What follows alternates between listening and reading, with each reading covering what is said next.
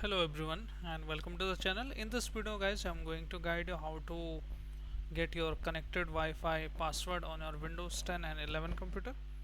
So simply open the run command here, and once you open the run command you need to type here ncpa.cpl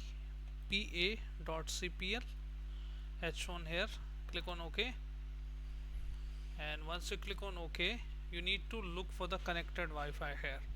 So let's say you don't know the password of your Wi-Fi and you want to know that. So you need to right click on it, go to its properties, and once you go to its properties,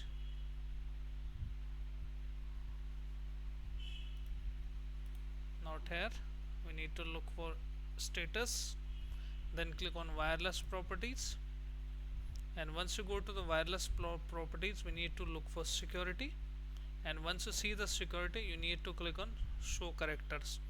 Once you click on show characters you should be able to get your password here. Simply you need to note it down, or you can